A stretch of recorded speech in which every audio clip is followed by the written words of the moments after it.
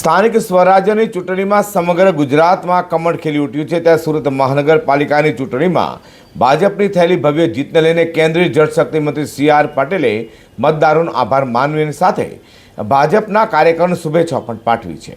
સુરતમાં ભાજપની જીતને લઈને કેન્દ્રીય જળશક્તિ મંત્રી સી.આર. પાટીલે નિવેદન આપ્યું હતું અને મતદારોનો આભાર માનતા કહ્યું હતું કે પ્રદેશ પ્રમુખ જગદીશ વિશ્વકર્માના સફળ નેતૃત્વમાં ભાજપની જીત થઈ છે. મતદારોએ ભાજપ પર જે વિશ્વાસ કર્યો છે તે જાળવી રાખીશું.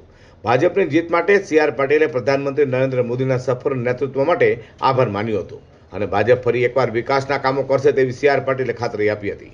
ભાજપના કાર્યકર્તાઓનો પણ સી.આર. પાટીલે આભાર માન્યો હતો અને ભાજપની ભવ્ય જીત માટે તમામને શુભેચ્છા આપી છે. ભારતીય જનતા પાર્ટીના આખા ગુજરાતમાં તાલુકા પંચાયત, જિલ્લા પંચાયત, નગરપાલિકા અને મહાનગરપાલિકામાં ભવ્ય જીત થઈ છે. સુરત શહેરમાં પણ 120માંથી 115 સીટ મહાનગરપાલિકામાં જીત્યા છે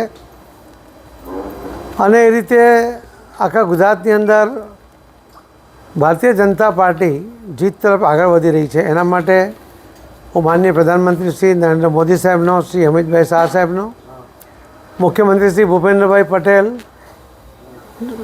પ્રદેશના અધ્યક્ષ શ્રી જગદીશભાઈ, ડેપ્યુટી સીએમ શ્રી હર્ષભાઈ અને સૌ આગેવાનો અને સૌ કાર્યકર્તાઓને ખૂબ ખૂબ આપના માધ્યમથી અભિનંદન આપું છું.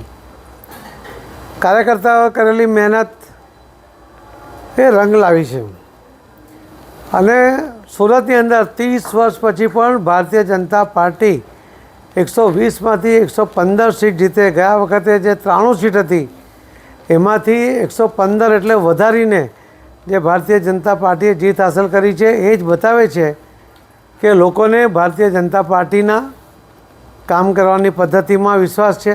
સુરત મહાનગરપાલિકા સહિત સમગ્ર દક્ષિણ ગુજરાતમાં ભાજપનો ભગવો લહેરાતા વિપક્ષી પાર્ટી આપ અને કોંગ્રેસમાં સોંપો પડી જવા પામ્યો છે.